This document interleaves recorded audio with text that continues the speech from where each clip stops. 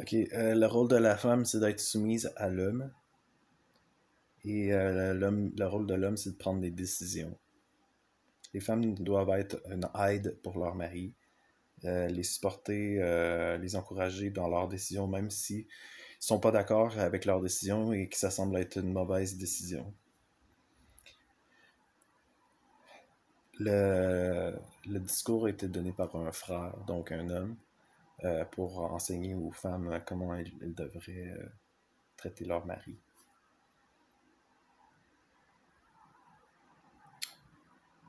C'est pas juste non plus de faire les tâches ménagères, après faire la cuisine, puis la vaisselle, puis tout, mais c'est aussi d'être heureuse de faire ces tâches. Il travaille, là il montrait le verset de Proverbe que c'est la femme capable. Elle travaille du début de la journée jusqu'à la fin de la journée et ne se plaint pas parce qu'elle est contente de donner et d'exprimer de la gentillesse. Même si son mari a quelque chose à dire et elle ne se sent pas appréciée, elle doit être patiente envers son mari. En ce qui concerne les enfants, on lisait le verset foolishness. Donc la folie est liée au cœur du garçon. Et dans le contexte des abus sexuels dans les témoins de Jéhovah, ça paraissait vraiment croche. Que on blâmait quasiment les enfants d'être des enfants finalement. Et c'est parce que c'est comme abuser de leur naïveté.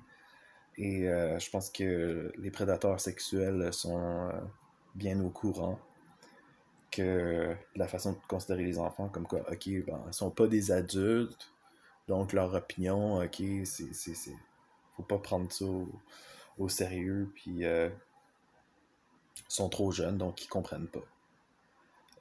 Puis il faut pas le prendre au sérieux quand ils expriment des opinions. Donc ne pas être écouté en tant qu'enfant.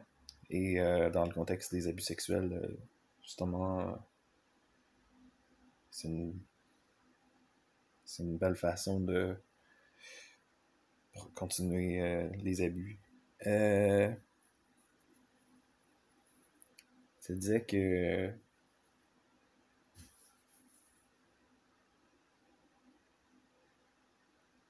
vous montrez la vidéo que les enfants, les jeunes filles adolescentes sont dans leur chambre.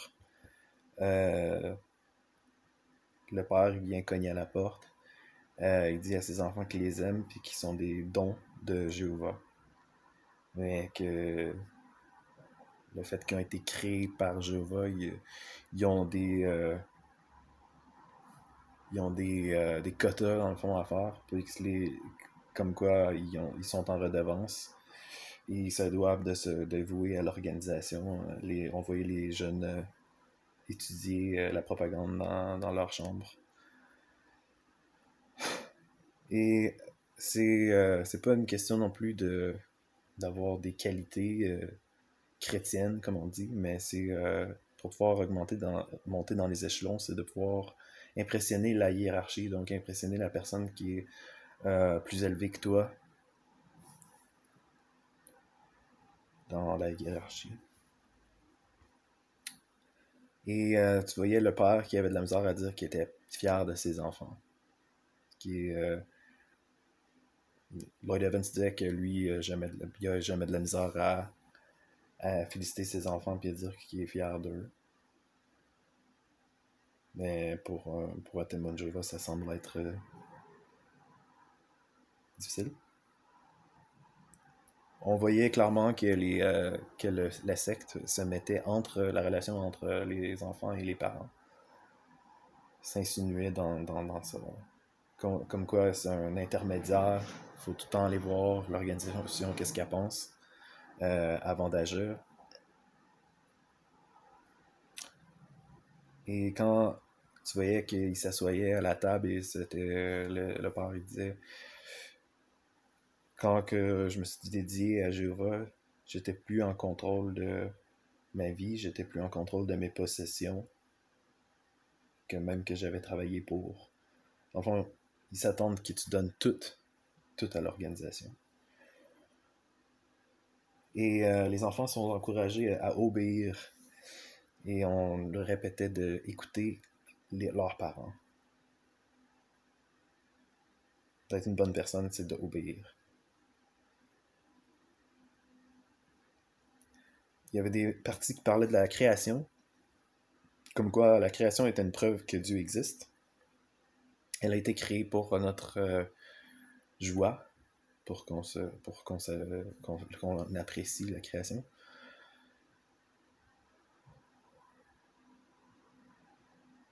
Euh, et Lloyd Evans disait que c'est pas toute la création, que c'est des jolis petits animaux que tu peux flatter. Je veux dire, il y a des animaux qui sont dangereux, qui peuvent te tuer. Des insectes aussi, puis toutes sortes de maladies, puis d'affaires dans la nature. C'est pas toujours plaisant, puis c'est pas tout le temps joyeux. Mais les images qu'on choisissait délibérément, c'était des images qui provoquent les mouvements avec une petite musique en arrière joyeuse. Euh,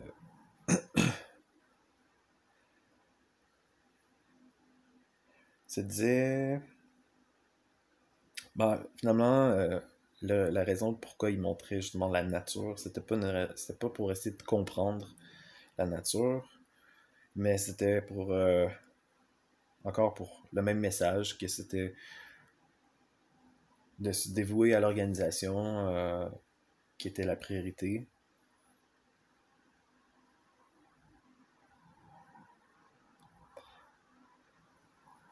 Et beaucoup de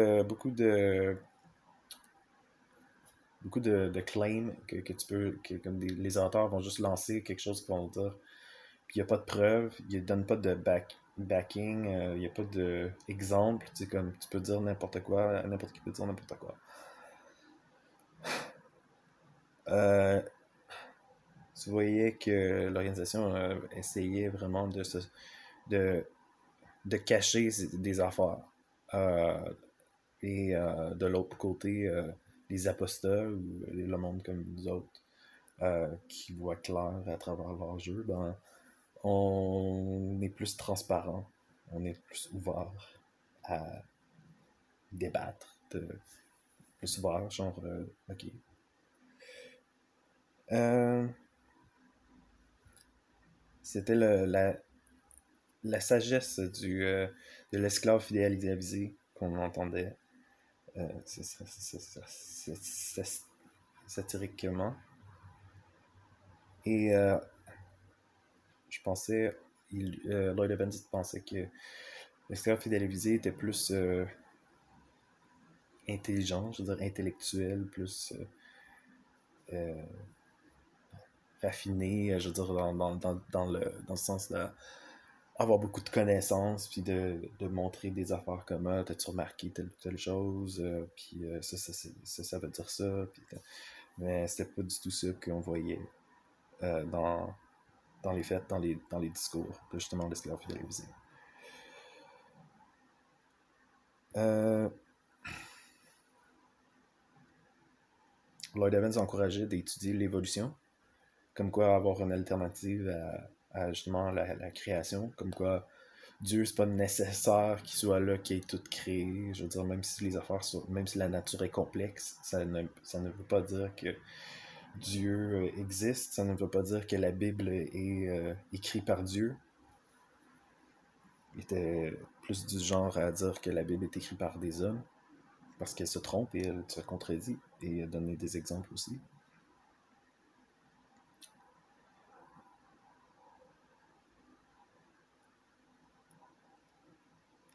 La façon qu'on parlait dans les discours, c'était comme si on s'adressait à des enfants.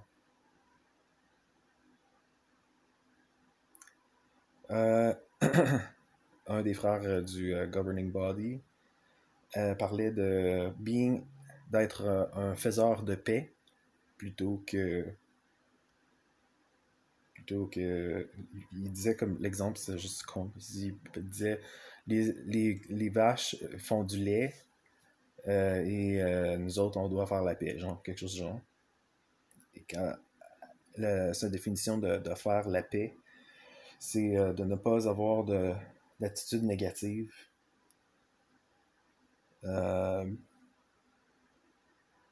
D'attitude négative concernant, dans le fond, être d'accord avec tout ça. Et on voyait que, parce que il y avait un film que c'était un gars qui avait une attitude négative parce qu'il disait que il y avait quelqu'un qui avait eu des privilèges, qui ça faisait moins longtemps, il était moins compétent, et que lui, ça faisait plus longtemps, puis il était plus compétent. Il avait juste pas eu la chance d'avoir le privilège, donc il se sentait jaloux.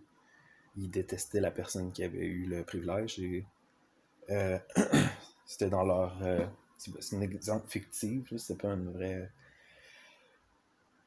Bon, je sais pas si c'est un vrai exemple, mais des fois c'est des exemples fictifs, des fois c'est des vrais exemples. Mais en tout cas, euh, le...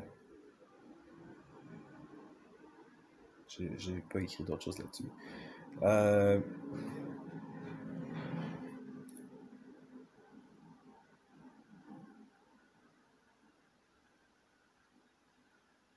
et c'est pas nécessairement que les témoins, quand ils te parlent, qui essaient intentionnellement de mettre le voile sous les yeux. Il y avait l'exemple ici d'une jolie petite... pas qu'elle soit jolie ou pas jolie, ça compte pas vraiment dans ce qui est vrai ou ce qui est pas vrai. Mais supposément une femme du monde, une fille du monde, Worldly Girl, elle était représentée comme une headbanger, avec la musique rock, avec le désastre Messi dans sa chambre. Et c'est juste une question de jeu de mots. Lloyd Evans disait que le paradis terrestre n'était pas enseigné dans la Bible. Parce que au départ, de la façon que ça s'est commencé, que c'était l'exemple de faire une étude biblique, la personne devait lui dire ben, est-ce que tu aimerais être dans un paradis terrestre où il n'y a pas de mort?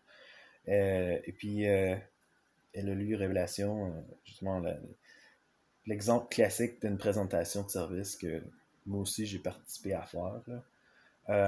La révélation qui dit blessure à toute larme de leurs yeux, la mort ne sera plus, ni deuil, ni cri, ni douleur ne seront plus, les choses anciennes ont disparu, je m'en souviens par cœur. Euh, Ce verset-là ne parle pas directement de paradis terrestre. Jésus, en fait, quand il parlait de paradis, il parlait d'un paradis spirituel, céleste. Euh, donc, c'est pas dans la Bible, là, le paradis terrestre. Le paradis terrestre, c'est juste un truc que les témoins de Jéhovah utilisent pour attirer le monde, en leur enseignant qu'il y aura plus de mort, plus de peine, plus de douleur et de maladie. Et une sécurité économique. En fond, ça répond à toutes les questions. Si, mettons, quelqu'un vient de perdre quelqu'un, le témoin va rentrer, il va dire ben, est-ce que tu savais que tu peux peut-être revoir cette personne-là dans un paradis? Ben ouais, mais qu'est-ce qu'il faut que je fasse pour ça? Ben, on va, par rapport à une étude avec nous autres, au début, ils sont pas directs pour dire que la condition pour pour justement avoir ces bienfaits, c'est de se joindre à eux, ce qui est une fausse promesse aussi. Euh, Parce que là, on commence à leur enseigner que on vit dans les derniers jours et que la fin du monde arrive finalement. Euh, c'est pas une conversation, c'est que tu imposes l'agenda des témoins de Jéhovah. Tu vas lire directement dans le livre, les paragraphes, paragraphe sur paragraphe, avec les questions. Il n'y a pas de place pour être en désaccord ou poser des questions qui ne sont pas dans le paragraphe. On ramène le sujet, on ramène au paragraphe, on ramène au verset biblique qui est écrit. Il n'y a pas de place pour avoir une autre opinion ou même c'est mieux de dire dans les mots qui sont écrits dans le paragraphe que d'avoir un esprit plus ouvert puis de dire dans ces mots. C'est que la personne a construit un mirage qu'elle s'intéresse à l'autre personne, quelles sont ses opinions, quand c'est vraiment pas le cas. On voyait la personne qui l'étude, que son étude, elle lui payait un muffin, elle allait chez elle pour faire du bénévolat, pour nettoyer sa chambre. Ce que Lloyd Evans disait, c'est qu'il aimerait ça voir cette même personne-là aller dans la chambre d'un exclu, puis faire son ménage. Ce qui arrivera pas, parce que c'est complètement en contradiction avec qu'est-ce que le leadership enseigne.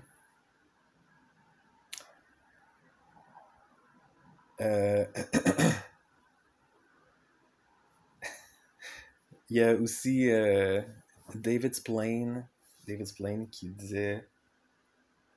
Bon, en fait, David Splane réussit, étant un de l'esclave fidélisé, un des ouins, qui est censé avoir la connaissance directe de Dieu, avait manqué le point, la leçon du bon samaritain. Parce que il disait que le bon samaritain, c'était une question de race, de ne pas être raciste, qu'on pouvait aider les personnes de d'autres races. Et en fait, c'est plus une question de point de vue politique et religieux. Est-ce que tu vas aider une personne qui a un point de vue différent à toi sur tes croyances? C'est ça l'esprit de la leçon du bon samaritain. Est-ce que, par exemple, un témoin de Jéhovah va s'arrêter pour aider un apostat? Ou est-ce que ça pourrait, vu qu'il est en désaccord, je veux dire, est-ce que l'apostat va s'arrêter pour aider un témoin de Jéhovah parce qu'il n'a pas la même opinion, point de vue religieux? Et c'est que c'est pas étonnant que on nous en a, que David Splane ne parlait pas de ça, que comme quoi il faut traiter les personnes qui sont pas de notre religion ou de de nos croyances d'une bonne façon, parce que ça va en opposition avec le message de qu'est-ce que le leadership essaie de. Il réussit à enseigner aux autres de ne pas parler à ceux qui sont des ex-témoins de Jéhovah, qui ont déjà été témoins de Jéhovah, mais qui ont quitté pour une question de différence d'opinion. Ici, David Splane disait que le statut naturel des êtres humains, c'est des damaged goods. Damaged goods, ça veut dire je sais pas comment traduire. Des produits qui sont défectueux. Donc, il disait que le bétélite ne paye jamais full prix pour des produits défectueux. The point, c'est quoi le point? C'est qu'on est tous des produits défectueux. Donc, on enseigne au témoin de Jéhovah d'avoir une vision vraiment négative de l'être humain, comme quoi ils sont des produits défectueux. Pour moi et aussi pour Lloyd Evans, c'était juste inacceptable de se faire traiter comme de se faire traiter de produits défectueux. Je n'accepte pas de me faire traiter comme produit défectueux. Je ne suis pas un produit défectueux. C'est le genre de truc qu'on dit qu'un narcissiste dirait dans une relation abusive. T'es chanceux que je sois avec toi parce que y a personne d'autre qui voudrait de toi parce que t'es un produit défectueux. Si je serais pas là, tu pourrais pas trouver personne d'autre.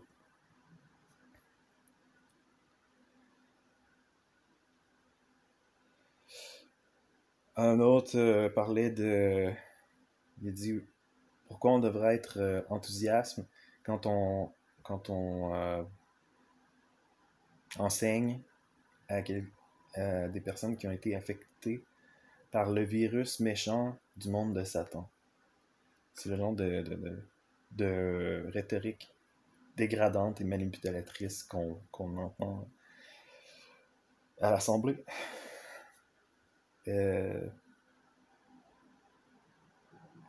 Ici, on décrit les personnes qui sont pas témoins comme étant infectées d'un virus méchant du monde de Satan. On nous enseigne que les personnes n'ont pas de valeur, qui sont malades. Et les non-témoins sont des personnes qui ont la mèche courte puis qui vont être agressifs à rien.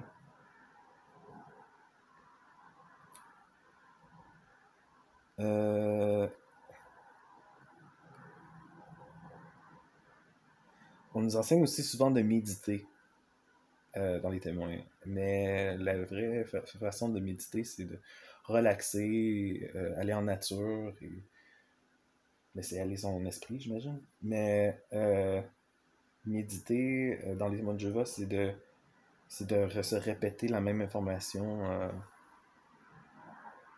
souvent, sans arrêt, toujours la même information.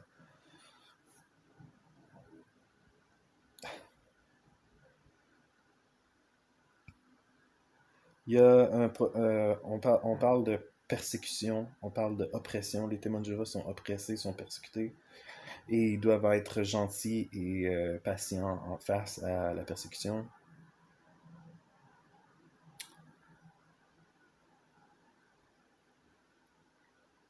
Et que les personnes, la façon que le monde rentre dans les témoins de Jéhovah, s'il y a du monde qui rentre dans les témoins de Jéhovah, c'est quand les témoins font leur promesse, quand, mettons, quelqu'un a perdu quelqu'un dans la mort, ben, ils font une promesse que la personne peut revoir son être cher disparu, mais que la seule façon d'être réuni avec eux, c'est de se dédier à l'organisation. C'est comme ça qu'ils mettent leurs pieds dans la porte. Ils utilisent le deuil.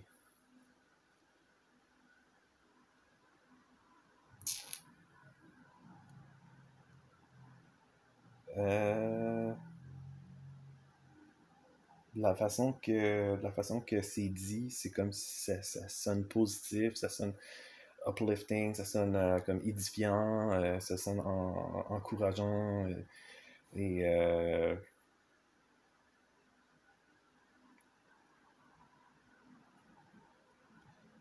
qui ont juste ils ont fait comme par accident je suis tombé sur la vérité, la bonne nouvelle,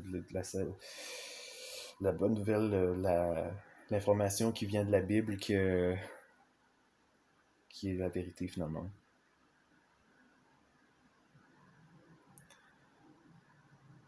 D'être direct avec les études de la Bible,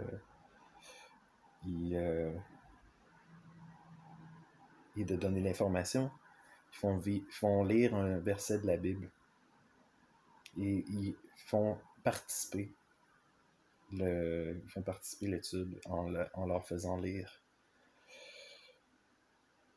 Éventuellement, après un bout de temps, ils ont dépensé tellement d'énergie et d'émotion à essayer d'apprendre à propos des témoins qu'ils arrivent à un point où ils se disent ben, coudonc, tu sais quoi, ben, je vais y aller complètement, je vais me faire baptiser.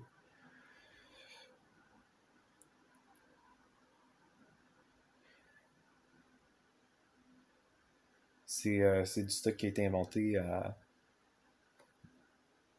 New York par des vieilles personnes, des vieux hommes blancs pour la plupart, et c'est qu'ils ont des scripts qui ont donné genre à des acteurs qui sont joués par des jeunes filles ou des jeunes hommes qui sont beaux pour faire croire que c'est leur propre opinion alors qu'ils sont en train de acter.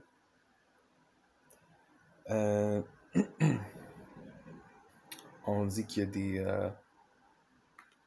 half-hearted witness, ça veut dire des témoins qui ont juste qui sont un à demi témoins, qui sont pas tout à fait à 100% témoins. Alors, juste pour faire ressentir qu'ils n'en font pas assez, peu importe combien ils en font. C'est pas exagéré de dire que certaines personnes vont aller à l'extrême dans l'organisation, ils vont se priver de sommeil, ils vont se rendre malades finalement à se dévouer à cette organisation-là. Ça, on n'en parle pas. On parle par exemple dans la vidéo que certains vont se rendre trop fatigués par trop de travail pour trop fatigués par trop de travail pour être attentif à la salle, genre.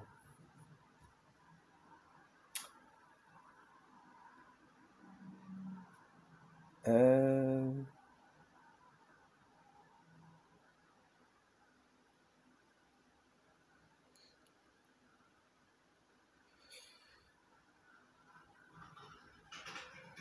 je pense que j'ai fait le tour, du moins de qu'est-ce que je trouvais qui était vraiment intéressant de partager à propos de l'Assemblée là, de 2020.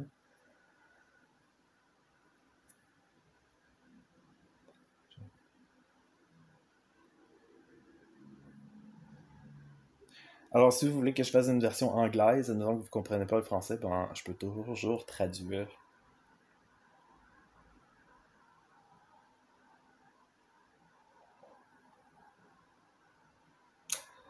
Alors, c'est ça.